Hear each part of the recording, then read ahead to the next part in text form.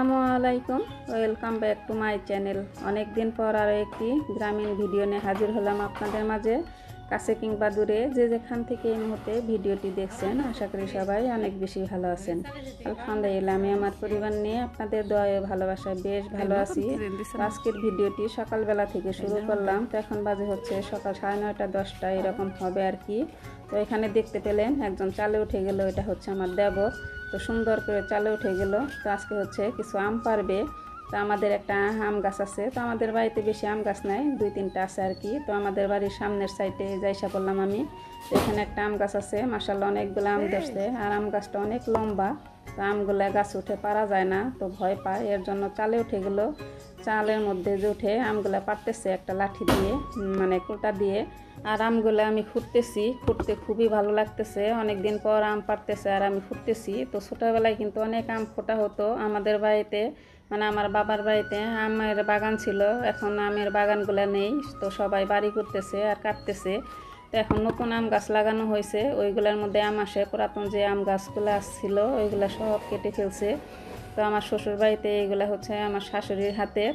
তো আমার শাশুড়ি তো বেঁচে নেই, তো শাশুড়ি মার হাতের চিহ্নগুলো রয়ে গেছে। তো এই আম গাছটা দেখেন কত উঁচু। তো আম গাছ প্রতিদিনই পরে এইগুলা মানুষে ফুটে নিয়ে যায় আর কি। তো আজকে ভাবলো যে পারি। আর আমগুলা দেখতে অনেক সুন্দর, মাশাআল্লাহ অনেক বড় বড়। তো রাস্তা দিয়ে মানুষ যাইতেছে আর বলতেছে আমগুলো অনেক খেতে মজা হবে। তো দেখতে সুন্দর হলে কি হবে, কিন্তু খেতে কিন্তু অনেকই পচা। তো টকও না মিষ্টিও না এরকম আম আর কি। তো এর জন্য আমরা আচার বানাবো। তো 3 যা মিলে, তো ওই যে আরেক যা এসে পড়ছে আমার মামাতো বোন।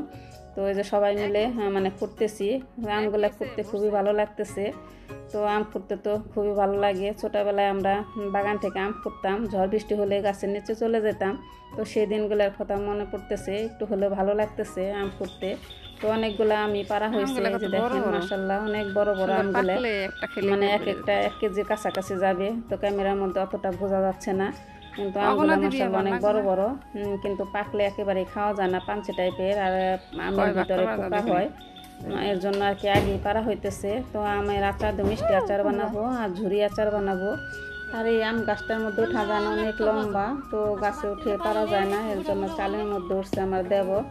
তো আর কি গাছে উঠতেও পারে না, পারতেও পারে না। তো 1-2টা করে প্রতিদিন পরে, আর মানুষে মানে খুঁটে নিয়ে যায় আর পাখিয়ে খাইতেছে, এর জন্য আর কি আর পারতেছে। তো বাড়িতে অনেক কাজ, এর জন্য পারাও যায় না, মানে সময় পাই না। কয়েকদিন যাবতই পারতে চাইতেছে। তো আজকে বললাম যে আজকে পারো।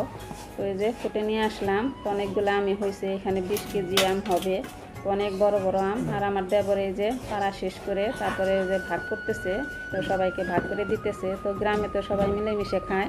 তো আমরা তো 3 যা বাড়িতে, এখন আমিও তো থাকি না, এখন আছি আর কি। তো 3 জন যা আছি, আর 2 জন বাড়িতে নাই।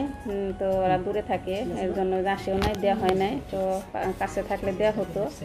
তো ওই যে এই আমগুলো এখন ভাগাভাগি করে তারপরে মানে কাটাকাটি করব, আচার বানাবো। তো সবাই আচার বানাবে, মিষ্টি আচার, ঝুরি আচার, যে তেলের যে ঝুরি আচার, মানে ইয়ের সাথে খাওয়া হয় খিচুড়ির সাথে। তো এই আচারটা আপনাদের ভাইয়া খুবই পছন্দ করে। তো ঝুরি আচার আমারও খুব ভালো লাগে, তো আমার ঘরে সব সময় থাকে। তো 2 বছর আগে বানাইছিলাম, ওইগুলো এখনও 2 বয়াম আছে। তো ঝুরি আচার যত পুরাতন হয় তত কিন্তু খেতে ভালো লাগে। তো এবারও অল্প করে বানাবো, বানায় রেখে দেবো। তো এবার খাবো না। তো ওই যে মাঝে মধ্যে রোদ দিলে মানে 2-3 বছর 5 বছর কিছু হয় না এই আচারগুলো। তো এই যে সবাইকে সমান সমান ভাগ করে দিল। তো 4টা ভাগ করলো, একটা ভাগ বেশি। তা আমার এই যে দেবর কষ্ট করে পারছে, বলছি যে তুমি 2 ভাগ নাও, সুন্দর হয়েছে। তো আমরা একটা একটা করে নিব, আর ওর 2 ভাগ। তো এই তো পারা শেষ, এখন নিয়ে যে কাটাকাটি করবো। তো আশা করছি আমার আজকের ভিডিওটি আপনাদের কাছে অনেক বেশি ভালো লাগবে। অনেক আপুরাই গ্রামের ভিডিও দেখতে চায়, বলে যে গ্রামের ভিডিও। তো আমি নিয়মিত ভিডিওগুলো দিতে পারি না, অনেক দিন যাবতই কষ্ট করতেছি, মানে কাজের জন্য সময় পাই না। ভিডিও তো দিতে ইচ্ছে করে, আমার চ্যানেলের অবস্থা খুবই খারাপ। তো ভিডিও করা ছিল অনেক দিন আগেরই, কিন্তু এই ভিডিওটা এই যে দেখেন আমগুলো আমি কেটে নিয়েছি, অফ ক্যামেরায় ঝুরি করছি। তো আমগুলো কিন্তু লাল হয়ে গেছে, তো পাকার সময় হয়ে গেছে। আর এখানে এই যে আপনাদের সাথে একটা টিপস শেয়ার করি, তো ঝুরি আচার বানাইলে একটার সাথে আরেকটা লাগবে না। তো এই যে এখানে কিন্তু আমি প্রথমে একটু হলুদ দিয়ে নিলাম, আর এই যে সরিষার তেল দিতেছি, খাঁটি সরিষার তেল। এই তেল দিয়ে মাখিয়ে তারপরে রোদে শুকা দিব। তো মাঝে মধ্যে নাড়বো। তো সবাই তো ঝুরি আচার বানানো জানেন। তো আমি যেভাবে আচার বানাই ঝুরি আচার সেটা আর কি আপনাদের মাঝে শেয়ার করলাম। একটু হলেও অনেক আপুদের কাজে লাগবে। তো অনেকে তো জানেন, আর যারা না জানেন তাদের জন্য আর কি। তো এখানে যে আমি হলুদ দিলাম আর তেল দিলাম, তেল দিয়ে ভালো করে যে মাখিয়ে নিলাম। তো এখন আমি দুইটা যে হাঁড়ির ঢাকনা আছে যে ওই ঢাকনার মধ্যে আমি শুকা দেবো সুন্দর করে বিছিয়ে। তো এই তেল দেওয়ার কারণে কিন্তু একটার সাথে আরেকটা লাগবে না। তো আম কিন্তু শুকাইলে আস্তে আস্তে কিন্তু নরম হয়ে যায়, একটার সাথে আরেকটা লেগে যায়। তেল যদি না দেন তাহলে লেগে যাবে। তো আর যদি তেল দেন তাহলে কিন্তু একটার সাথে আরেকটা লাগবে না, আর খুব তাড়াতাড়ি শুকিয়ে যাবে তেল দেওয়ার কারণে। তো 2-3 রোদের মধ্যে শুকিয়ে যাবে। তো বেশি রোদ থাকলে 2 রোদেই শুকিয়ে যাবে। আর এই আমগুলা কিন্তু শুকানোর পরে আমি আবার পেঁয়াজ কেটে এভাবে শুকা দিব। আমি কিন্তু 2 ভাগ পেঁয়াজ কুচি দিই আর 1 ভাগ হচ্ছে আম দিই। তো পেঁয়াজ বেশি করে দিলে কিন্তু এই ঝুরি আচার খুবই ভালো লাগে খেতে। তো আম শুকাক তারপরে হচ্ছে আমি পেঁয়াজ কেটে দিব আমগুলা শুকাইলে। তো তারপরে আমি কিভাবে বানাই সম্পূর্ণ শেয়ার করতে পারি নাই। এই আমগুলা শুকাইলে তারপরে পেঁয়াজ কেটে শুকাবো, তারপরে হচ্ছে পাঁচফোড়নে ভেজে গুঁড়া করে দিব। তারপরে রসুন আস্ত দিব, ছোট ছোট যে কোয়া থাকে ওইগুলা দিব, শুকনো মরিচ দিব, সব কিছু দিয়ে লবণ দিয়ে মাখিয়ে তারপরে আমি খাঁটি সরিষার তেল দিয়ে এই আচারগুলা বানাইছি। আমি শেয়ার করতে পারি নাই কাজের জন্য, আমার কাজের চাপ অনেক ছিল, এর জন্য সম্পূর্ণ আমি সুন্দর করে ভিডিও করতে পারি নাই। তো বলে দিলাম অনেক আপুদের কাজে লাগবে। আর অনেক আপুরাই তো আমার চেয়ে সুন্দর সুন্দর করে আচার বানানো জানে, রান্না বান্না জানে। আমি যেটা জানি সেটা আর কি আপনাদের মাঝে শেয়ার করলাম। তো এই তো আমাদের আচারগুলা কিন্তু রোদের মধ্যে শুকাতে দিছি। তো রোদ তেমন ভালো না, তো অল্প অল্প রোদ, এই রোদের মধ্যে যে আচারগুলা শুকা দিছি। তো 2-3 দিন লেগে যাবে। আর বেশি রোদ থাকলে কিন্তু 1-2 রোদে শুকিয়ে যায়, 2 রোদ লাগে আর কি। তো এই তো এখানে কিন্তু আমরা 3 জায়গায় শুকা দিছি। সবাই ঝুরি আচার বানাবো, এক একজনে 2টা করে। তো শুকা দিছি, শুকাতে থাক, মাঝে মধ্যে নেড়ে দিতে হবে। আর একটু শেয়ার করি, আমাদের এই যে ফুল বাগান, এই ফুল বাগানটা কিন্তু আমার দেবরের ছেলে।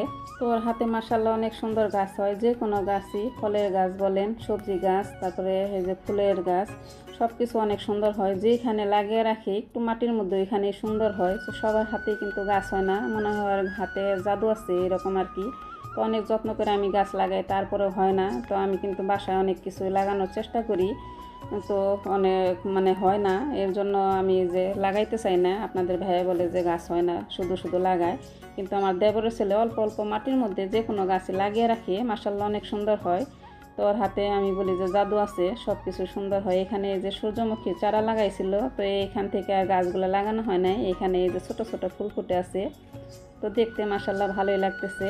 তো অনেক রকমের ফুল গাছই আছে, আমি এত নাম জানি না, এর জন্য আর কি আপনাদের মাঝে এভাবে বললামও না, শেয়ারও করলাম না। পরে একদিন শেয়ার করব। ওদের ঘরের সামনেও অনেক রকমের ফুল গাছ আছে। তো সারা বছরই কম বেশি ফুল ধরে এরকম গাছও আছে। আর শীতের মধ্যে তো কথাই নাই, শীতের ফুলও অনেক আছে এখানে। তো পরে একদিন শেয়ার করব আর কি। তো আমার কাছে খুব ভালো লাগে, আমিও কিন্তু ফুল গাছ খুব পছন্দ করি। তো লাগাতেও ভালো লাগে, কিন্তু আমার হাতে তেমন একটা গাছগাছরা হয় না আর কি। আর এদিকে হচ্ছে যে দেখেন, আমাদের বাড়িতে একটা মাটির চুলা ছিল, যে আমার যে ঘর তৈরি করলাম ওইখানে পড়ে গেছে, ভাঙা পড়ে গেছে। এখন এই চুলাটা অন্য জায়গায় লাগাইতেছে। তো বন্ধু চুলা না, আগে তো বন্ধু চুলা ছিল। তো এখানে অন্যভাবে চুলা তৈরি করতেছে এক চাচি। তো আমার হাত সুরসুর করতেছে, আমি তো চুলা তৈরি করতে পারি। আমারও ইচ্ছা করছিল যে আমি চুলা তৈরি করি, তো আমার যা বলছিল, কিন্তু আমি বানালাম না, আমার সময় নাই। তো একটা চুলা তৈরি করতে অনেক সময় লাগে, আর আমি অনেক সুন্দর করে আস্তে আস্তে তৈরি করি, এর জন্য আর হাত দিলাম না।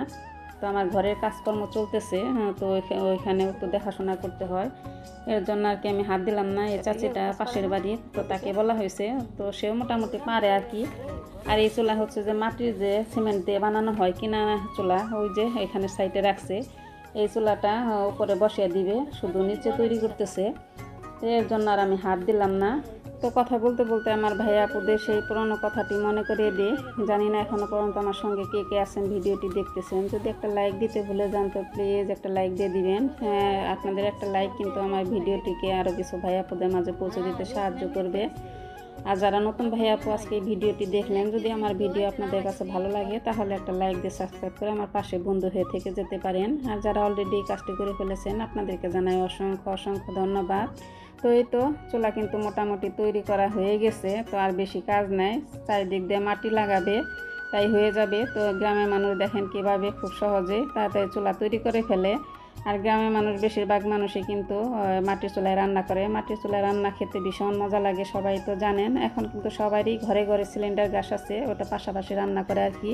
আর বেশিরভাগ সময়ই মাটির চুলায় রান্না করে। আমার যা মাটির চুলায় রান্না করতে পছন্দ করে, একটা মেজু যা, ও যে রান্না করবে ওই তৈরি করতেছে আর কি। আর এদিকে হচ্ছে এই যে আমাদের ঘরের ভিতরে মাটি ফেলতেছে।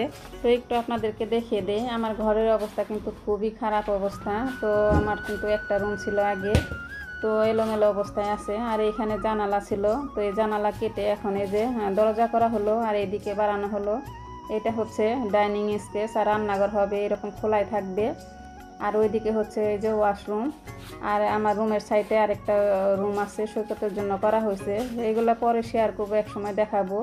তো ওনাদের মাটি ফেলার জন্য আর কি নেওয়া হয়েছে। তো কয়েকজন ছেলে মানুষ আছে আর মহিলা মানুষ, তো ওনারা হচ্ছে হিন্দু, তো হিন্দু ধর্মে। তো ওনারা মাটি ফেলে ওনাদেরকে আর কি নেওয়া হয়েছে। অনেক সকালবেলা থেকে মাটি ফেলতেছে। আর এইটুকু ভিডিও পরের দিনের, আগের ভিডিও 2 দিনের ভিডিও আর কি শেয়ার করছি।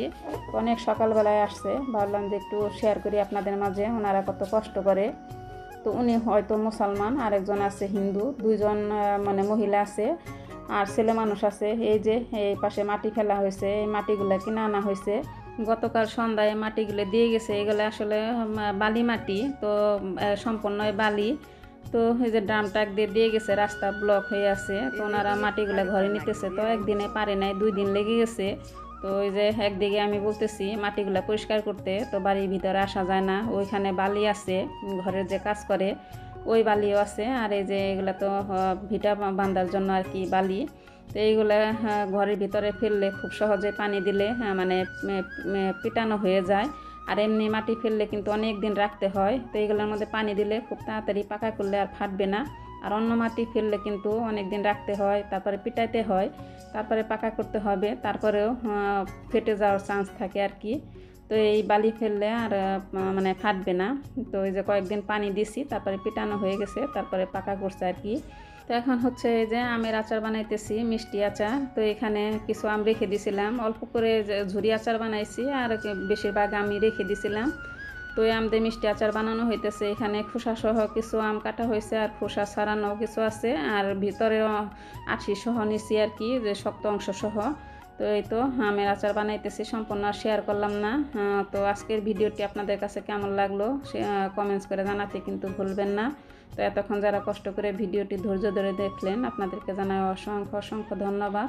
তো আজকের মতো ভিডিওটি এ পর্যন্ত। পরবর্তী ভিডিও নিয়ে অন্য আরেকদিন হাজির হব আপনাদের মাঝে। সে পর্যন্ত সবাই সুস্থ থাকবেন, ভালো থাকবেন। আল্লাহ হাফিজ, আসসালামু আলাইকুম।